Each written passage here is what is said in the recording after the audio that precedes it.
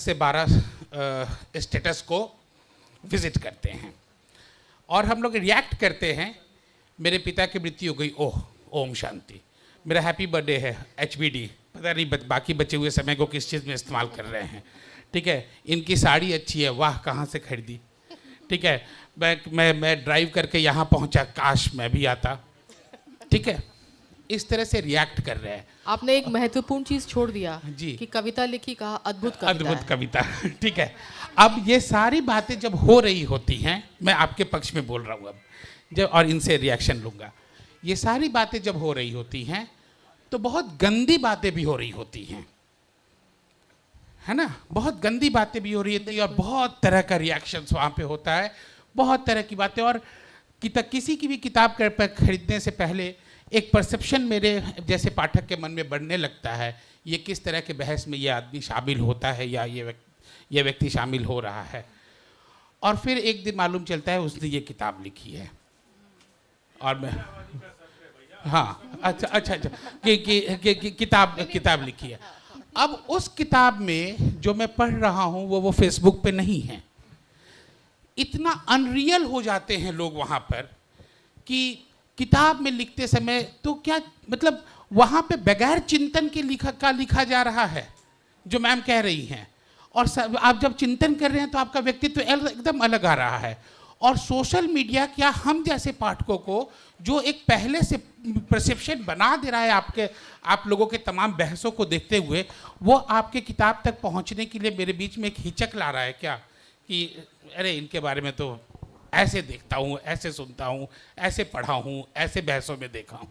तो ये कितना नुकसान पहुंचा रहा है आप जैसे लेखकों को। नहीं, मैं इस पे रिएक्ट करूंगी। मैं ये कह रही हूँ कि कोई भी टेक्नोलॉजी, कोई भी तकनीक जब आता है वो दुधारी तलवार की तरह होता है। उसमें आपका विजडम कितना है कि आप उसको कैसे इस्तेमाल कर रहे हैं। जब शायद शुरू में वो चक्के का आविष्कार हुआ होगा तब भी कुछ लोगों ने कहा होगा कि ये तो बेकार है, कुछ लोगों ने कहा होगा अच्छा है। तो ये जो इंटरनेट है, AI है, इसको तो हम 50 साल बाद जब मुड़ के देखेंगे तब हम जज करेंगे कि ये सचमुच अच्छा था या ख़राब था। एक तो वो बात हो गई। दूसरी बात ये कि इरा ने शायद कहा था कि जब भी कोई चीज़ आती है आप अपने विजडम से उस पर आप तय करते हैं कि मैं पूरा दिन स्क्रॉल करूँगा, नहीं करूँगा, 20 मिनट करूँगा। आपके पास स्मार्टफोन है जो आपको बताता है कि सोशल मीडिया पे आप कितनी देर थे। There are datas to show कि आप 12 घंटे थे, आप 2 घंटे थे। आप कंट्रोल करिए अपने आप को। अगर आप एक सीरियस राइटर हैं, जैसे मैं अभी एक शेयर कर रही हूँ, साझा कर रही हूँ आप लोगों के साथ कि मैं एक उपन्यास लिख रही हूँ अभी, और मुझे लगता है कि उसको लिखने के समय मैं डिस्ट्रैक्ट नहीं होना चाहती। मैं उन किरदारों के साथ घूम रही हूँ, मैं उस स्पेस में हूँ, मैं नहीं भटकना चाहती। मैं सोशल मीडिया पे जाऊँगी फिर भी, और जाकर मैं शायद स्क्रॉल करके, मैं तो वो HBD और अद्भुत भी नहीं लिखती हूँ, बहुत रेयरली कमेंट करती हूँ। देख लिया, दुनिया थोड़ी पता चल गई, उसके बाद निकल आई और फिर अपने काम में व्यस्त हो गई। लेकिन इस भीड़ में जो ज़्यादातर शायद 70% कूड़ा है, प्रॉबेबली 20% न्यूट्रल चीज़ें हैं, 2 या 1% ऐसी चीज़ आपको मिल जाती है कि आपका दिल खुश हो जाता है। मुझे बहुत सुंदर संगीत मिला, कहीं किसी ने डाला लिंक, मैंने देखा उसको। कोई बहुत अच्छी किताब मिली, किसी ने बहुत अच्छे एक सिनेमा का कुछ लिंक डाला और उसके बारे में बात की। तो आप उन चीज़ों को देखिए। हर चीज़, हर किसी भी चीज़ में ऐसी बहुत सारी चीज़ें होंगी जो आपको देखने का मन नहीं करेगा। लेकिन वो जो डाइकोटमी की भी बात आप कह रहे हैं, वो क्या सोशल मीडिया के पहले नहीं था? मैं नाम नहीं लूँगी, बहुत सारे ऐसे लेखक हैं, लेखिकाएँ भी होंगी जिनके बारे में जब आपको पता चला अब, तो आप एकदम दुखी हो गए। लोगों ने फेसबुक पे बहस चलाई कि इनकी चीज़ तो अब हम उस तरीके से देखेंगे नहीं, पढ़ेंगे नहीं। तो लेखक भी एक इंसान है, उसके अंदर भी 50 अच्छी बुरी चीज़ें हैं। अब हर इंसान में आप अपने भीतर कौन सी अच्छी चीज़ निकाल कर दुनिया के सामने पेश करना चाहते हैं, वो हम सबके भीतर वो चीज़ है। सो रहने दीजिए सब चीज़ों को, अच्छी चीज़ें निकाल के। और एक भूल गए प्रशांत जी बताना, नाइस पिक।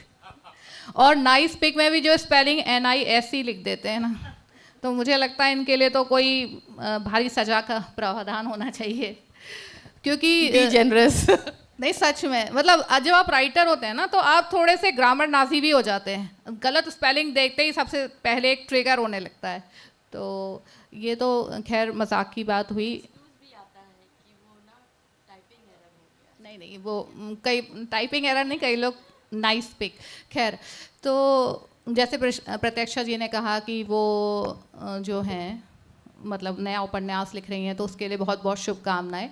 और जो एक लेखक होता है ना, अक्सर मुझे लगता है वो खुद क्या है वो जान ही नहीं पाता, वो इतने पात्रों में घिरा रहता है और वो आवाजाही करता रहता है पात्रों के बीच में। तो उस पर एक शेर याद आता है मुझे कि बैठे बैठे अक्सर गुम हो जाता हूँ, मैं शायर का नाम भूल रही हूँ, बैठे बैठे अक्सर गुम हो जाता हूँ, मैं नहीं रहता तुम हो जाता हूँ, मैं नहीं रहता तुम हो जाता हूँ।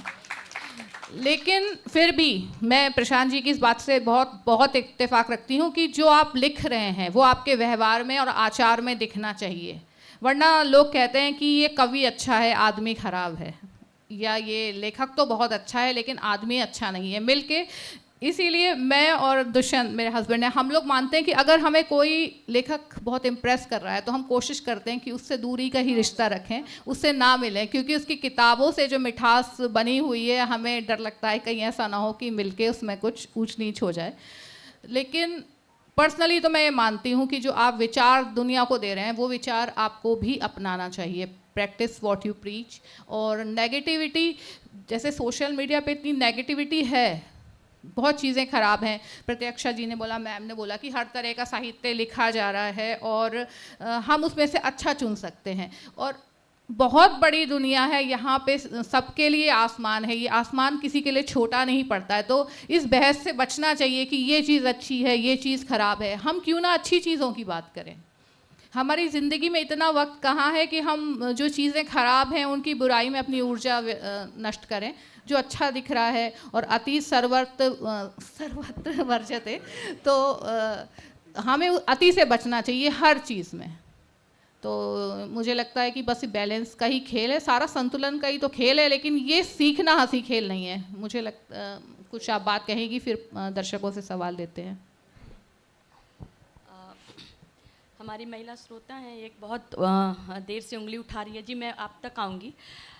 उसके पहले एक सूचना है आप सभी के लिए कि बाहर में ईरा टाक जी की और प्रत्यक्षा जी की किताबें लगी हैं। हाँ, आपका भी वीना दी, तो सभी की किताबें बाहर हैं, आप उसे देखें और सिर्फ देखें नहीं, उसे खरीदें भी, ये मेरा आग्रह होगा आपसे। और मुझे लगता है कि अब श्रोता से सवाल लेना चाहिए, समय है अभी बचा हुआ, मात्र 2 मिनट। आप लोगों ने देर से शुरू किया था, ठीक है, वो सवाल ले लेते हैं अभी। एक माइक दे।